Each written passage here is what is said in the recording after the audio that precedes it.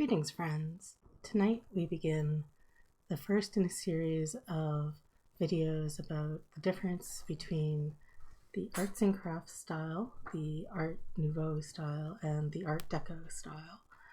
And the point of the exercise is just to help you recognize and ultimately keyword influences from these artistic movements, even when they're diluted into popular culture and appear on, say, a magazine cover or book cover or postcard or an item of middle-class household decor, or of course a splendiferous original piece of art that you happen upon somewhere, though that is somewhat less likely. At any rate, this is sort of crash course history, and you'll forgive me if it's not terribly thorough, because if it were, you might as well go take an art history course. This is more geared to give you a little background and breeze through a few things so that you can recognize these influences in everyday items that you might find in the wild to sell on, say, eBay, for example, or wherever. So let's start with the arts and crafts movement. And this is the earliest of the three. It really began mid-19th century and pretty much in England, and it picked up steam throughout the latter half of the 19th century and came to influence designers and artists all around the world eventually. And it also eventually morphed into the Art Nouveau movement. Parts of it did. So there's not always a super cut and dry difference between the two, because there were a lot of intermeshing elements. So let's start. In the 19th century, of course, the Industrial Revolution had just happened and was continuing to happen, and the means for mass production were becoming more advanced every single day, and things were getting cheaper, more accessible, more common, more of the same thing could be produced in greater quantity.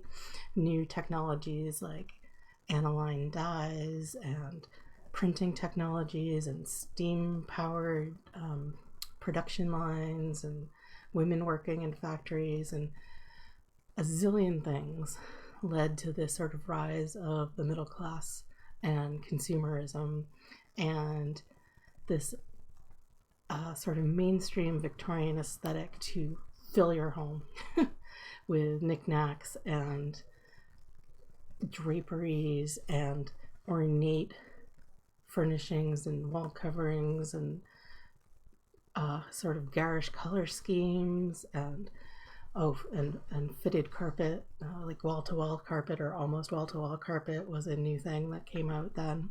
There were new imports of pottery and pottery technologies from the East, all kinds of stuff. And people were going crazy for it. It was very aspirational to have an extremely cluttered parlor. And these are just a few random images of some sort of mainstream Victorian interiors and styles. You can see in the patterning it's influenced by the Baroque, and it's extremely dense. There's like a 3D element to the rendering, like layer upon layer, and it's like this 3D gold work stuff. And in more expensive settings, there's all this elaborate carving and styling, and it was an aesthetic of extreme maximalism if you could afford it, and if you could afford it, it showed you were cool. So there's that, and I'm not knocking it entirely. There were some cool things that came out of this, but there were also a lot of people who were grossed out and yearned to return to a more artisanal way of creating things and putting more value on the artisan and individual objects, and having beauty and to some degree simplicity. It wouldn't be what we would call minimalism today, but compared to the Victorian mainstream aesthetic, it was quite minimalistic. So in the 1840s, late 1840s, this chap here, Augustus Pugin, was this whirlwind architect. He died quite young, but he managed to design so much before he did, and you might know him for some of the interiors of the Houses of Parliament in London and for Big Ben. This was actually his house, which I think, because it wasn't a commission, is somewhat more reflective of his philosophy and style, but you know, that's just me. I just surmising. He wanted to harken back more to the Gothic in terms of the medieval sort of ethos of craftsmanship and making things by hand or making them with care and not putting so much layer upon layer upon layer of decoration, but having more honesty in his architecture and design. And these are a few patterns he designed. I think this is a wallpaper, and I mean, he did like tiles and whatever. These are tiles down here, and you can see that although they are objectively kind of busy patterns, they're flat and they don't have that 3D thing going on, and they're very medieval. If you go back and look at the tiles in medieval churches and so forth, this is extremely influenced by that. Yes, it is busy, but it's a different kind of busy than this. It's ordered, it's flat, it's very graphic pattern.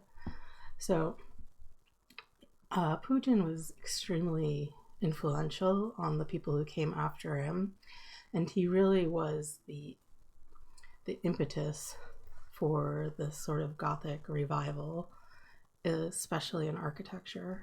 Following hot on his heels was my hero, and maybe yours, William Morris.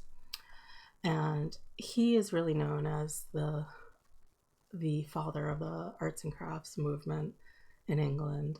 And he was not just an artist, but also, I would say, a philosopher in a way, though he isn't, you know, generally called that. But he was very interested in social justice and socialism, in making art and beautiful things accessible to the working class, making sure that people enjoyed their job and were treated humanely, and that artisans were valued, and sort of flattening the difference between high art and low art to make the world just full of art, making the world better with art. And you know, his story is fascinating and complex, and I'm just skimming the surface here, but you should be aware of his importance in the movement if you want to learn more about it. And just here, this is one of his wallpaper designs, and you can see again the medieval influence. It has ostensible layers, like the birds are in front of the leaves and so forth. It's still very flat compared to that neo-baroque Victorian aesthetic, and it's very graphic, and it's also becoming a bit sinewy, which is in a way a foreshadowing of Art Nouveau. And not all his patterns are exactly, you know, like this. He did many. He's best known actually as a wallpaper designer, although he did many things. The color's also quite flat. There's no shading to indicate three-dimensionality in most of this stuff. It's just decorative flat color. There is some of his, this is actually an essay he wrote, and he did write quite a lot of essays, and he did translation work, and he translated the Icelandic sagas into English, and various other things. And anyway, he designed books. I could go on and on, but I won't. But anyway, this is one of his essays, and this is how he set his books when he ran the Kelmscott Press. And it's very medieval influence. It's not medieval. It doesn't look like, this couldn't be a medieval manuscript, and it's in fact printed on a letterpress. But the idea of having a initial capital, illuminated capital, the illuminated borders, and even the typeface, although it's totally a modern, well, it's a 19th century typeface that he designed, it's influenced by medieval letter forms and feeling. And even how he set the type with no paragraph breaks. Instead, he used these little symbols that sort of harkens back to the medieval, where punctuation kind of was not that much of a thing. And these are some interiors either influenced or created by him. And you can see, compared again to the earlier examples of the Victorian mainstream, they're very sparse. This has even white and very simple furniture. Sure, this might be kind of ornate to our taste, but it was extremely simple for Victorian. And even this, just using the natural light and a bare floor with a rug instead of the fitted carpet with another rug on top of it. These are probably imported Japanese plates. And stained glass was popular in the arts and crafts movement. They designed a lot of it. There was more than just Mr. Morris, of course. He had a whole cadre of other really super cool artists that also worked with him and did their own stuff that was similar. And also this room, this uses a lot of pattern, which to our eyes seems like Victorian excess, but to a Victorian's eyes would seem quite simple and restrained. You know, it uses the sort of paradigms of Victorian decoration, where you have plates on the mantle and you have a tiled mantle and you have a decorated fender and, you know, a tea table slash candle stand slash, you know, tiny table, game table here. But it's really simple compared to what most people were doing. And again, the bare floorboards.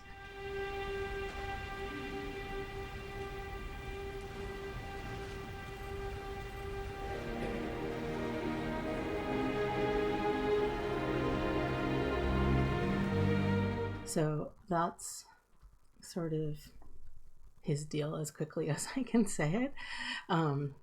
Just putting the value back in craftsmanship and trying to make art accessible to all, though it was kind of a losing battle, but he did try. So also simultaneous and after William Morris was what is usually called the aesthetic movement. And for example, Dante Gabriel Rossetti and Elizabeth Siddal were slightly older than William Morris, but they were friends and worked together. And well, there were some complicated interpersonal things, but I won't go into that. And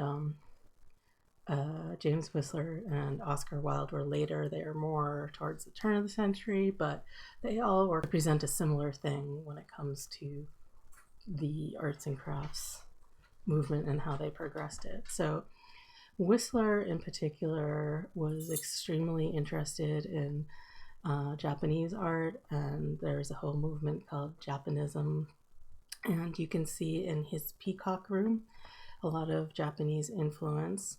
And this is late, towards the end of the century. And here's a Japanese influence print. Peacocks were big in the aesthetic movement. This is a Rossetti painting, and it also speaks of this aesthetic idea of extreme, I mean, it sounds dumb to say extreme beauty, but it's sort of emphasizing beauty as it's like form and function and decoration, like they're all important. Which is essentially a medieval idea, but obviously he was taking it somewhere new. And there's also the Japanese influence in the aesthetic movement created these kind of patterns. And this one's kind of particularly crazy. But these kind of shapes, overlapping long shapes and circles and borders like this, are quite indicative of the later stages of the aesthetic movement. And as is this little banner here. I'm not really sure where this came from, but it is what it says it is. This lettering, and again, these circular shapes. And you see it here in this, which is a book cover, something as utilitarian as a school book, but it follows these same aesthetic ideas as these things. There's also, in the aesthetic movement, especially in the later, you see it in Rossetti's painting, but in the later days with Wilde, for example, there's a certain amount of decadence as well. It was a decadence that wasn't necessarily in the earlier art of William Morris and some of his contemporaries, is like a sort of fantasy part. Like his fantasy all came in the form of writing fantasy novels, and people like Rossetti and Wilde had this sort of element of fantasy in their work, and to a degree Whistler. And of course Whistler is better known as a painter, but this room he designed is like the poster child of aesthetic movement decor, so I had to include it. In a somewhat opposite strand of the influence of Morris in the arts and crafts movement was Charles Eastlake and his ideas about simplicity and aesthetically a lot of rectilinearity and plainness and honesty. And he's known a lot for furniture design and architecture. He was an architect. His influence extended all over the place in terms of arts and crafts ideas. You can see in this doorknob, for example, some Japanese influence that is sort of coming from the same place as this. But you can also see his furniture design, which again, it might have Japanese influence, but it's kind of just going in this whole different direction. Like, it's very rectilinear and it's decorated, but sparingly and with a sort of simplicity. Look at this chaise longue here, and then go back and look at this one, this mainstream one. This is a zillion tufts, and it's got this crazy swirly stuff, and it's just, he just took it down to a much simpler essential form. And here's like a drop hole, but it's so simple, and a lot of these shapes come from a sort of late medieval or Tudor sort of style, like a Tudor rose sort of thing. It's so flat and I would say matter of fact, but I think it's quite beautiful, so that's sort of the wrong word. Or like this book cover, you look at that and you're like, well, there's some medieval influence that looks like heraldry, but then you look at it and you're like, but what is going on with all those lines? And I don't know, it's very interesting. This is his famous book, Hints on Household Taste. It was very influential, and he was English, but he was also very influential in the United States. And the arts and crafts movement kind of came a little later in the States, but it was huge, and he was part of where it got started. Let's move to the States. You might know Gustav Stickley furniture, like this chair here.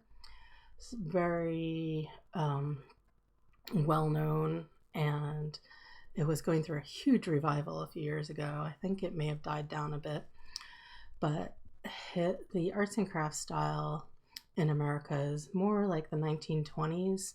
Sure, there was a lot of stuff happening earlier, and there were even English arts and crafts people working in the States, like there are, Burne-Jones stained glass windows in Boston and stuff like that.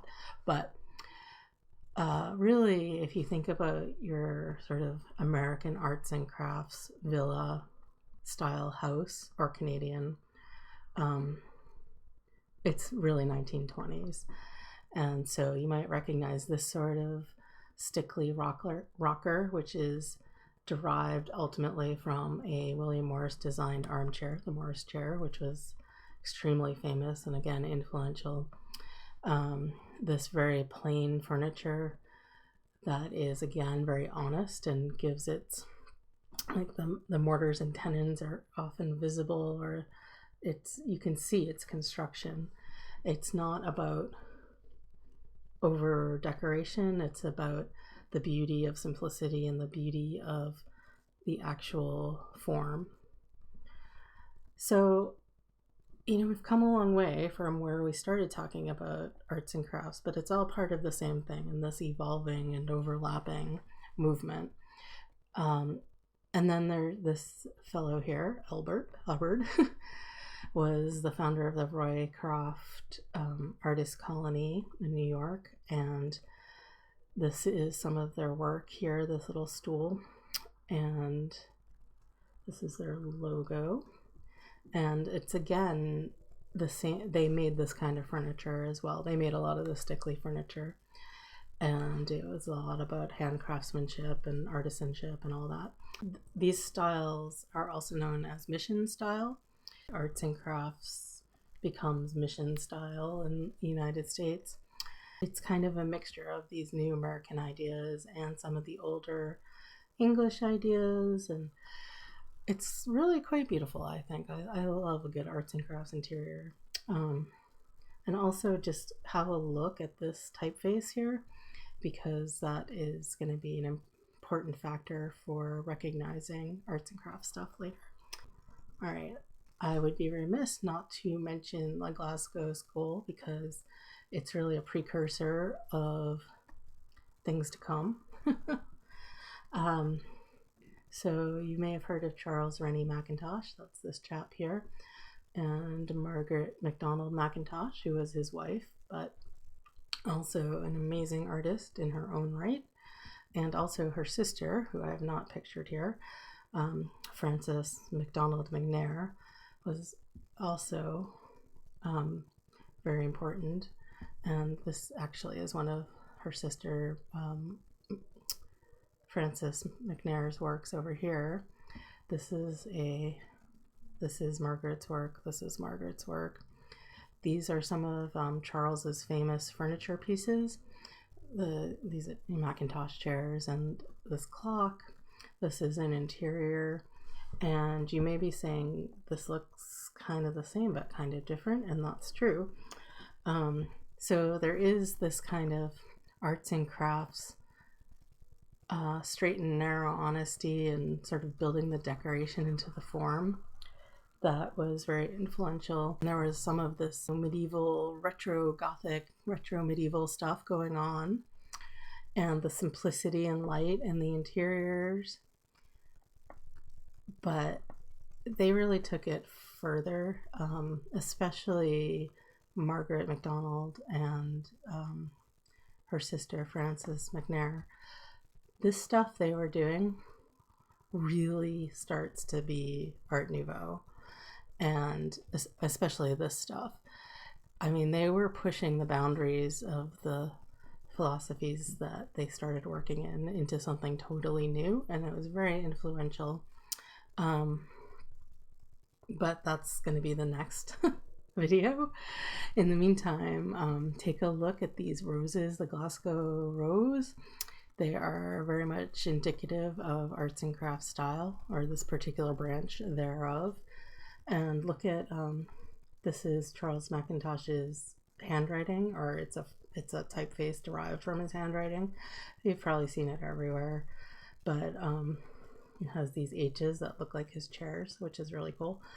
And this again is a pointer that something is arts and crafts when you see this kind of writing. So here are some examples of arts and crafts in the wild.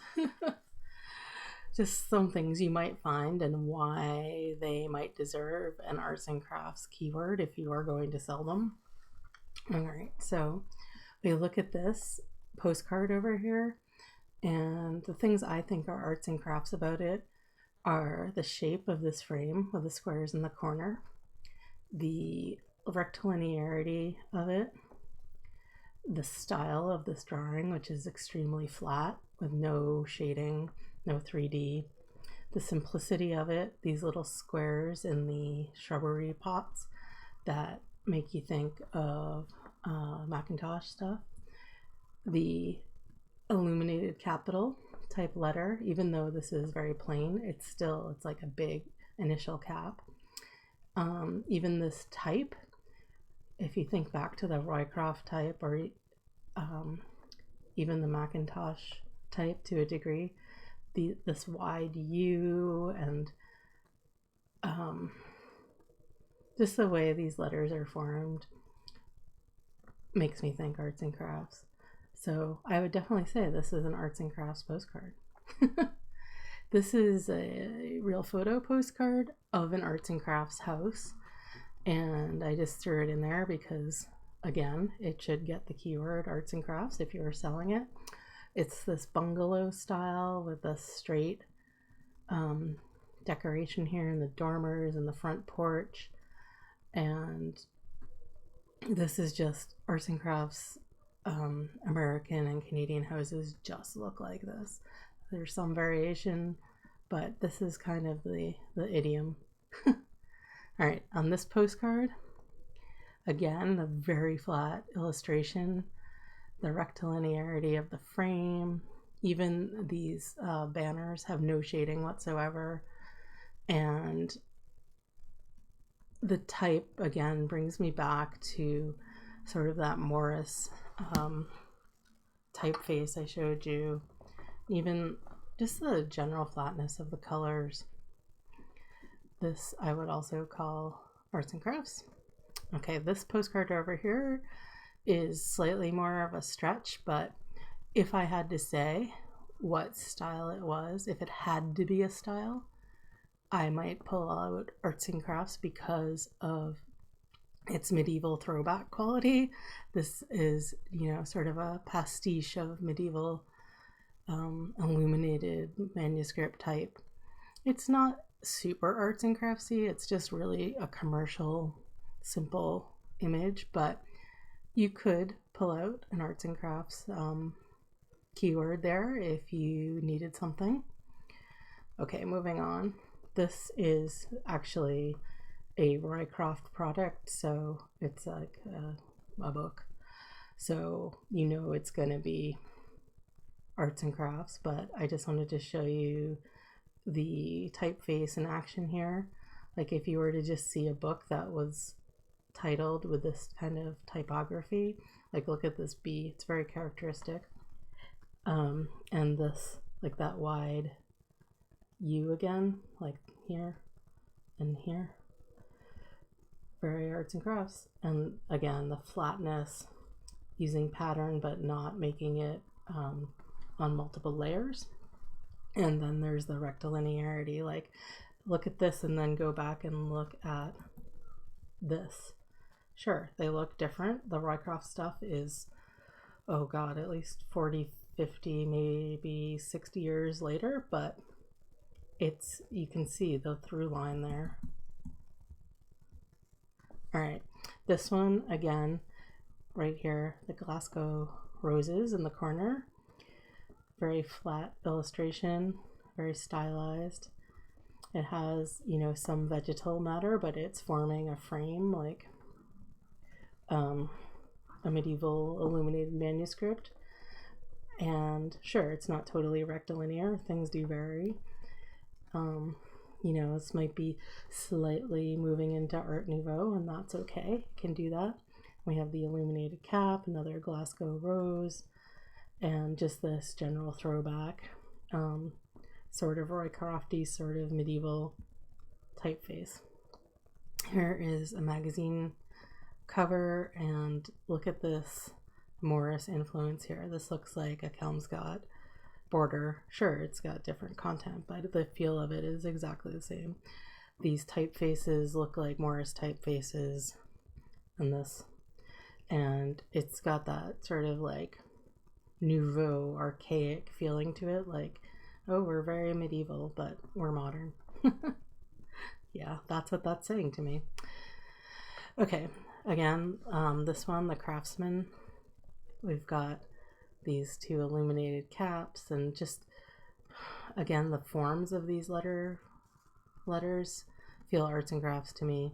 This flat design of these berries in the rectilinear holder, and this typeface down here, all of that says arts and crafts. And this also feels like it has some Japanese influence in the way that it's cropped and the way that it's drawn. And obviously the Craftsman, that's maybe some arts and crafts stuff going on there. And again, this piece, same sort of thing.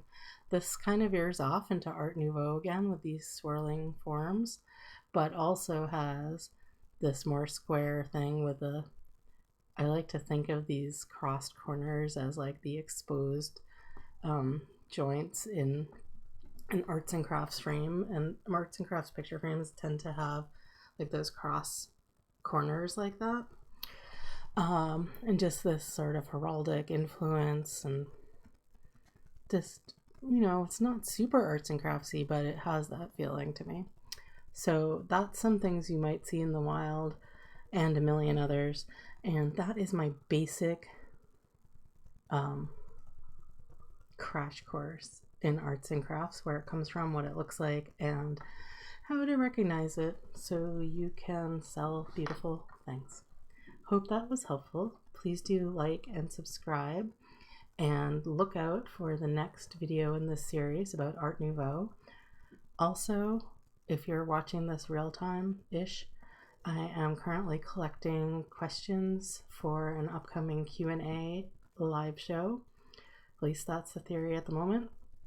So please feel free to put questions down below about this or about anything that seems relevant to what I talk about, and I'll do my best to answer. Again, thank you and take care.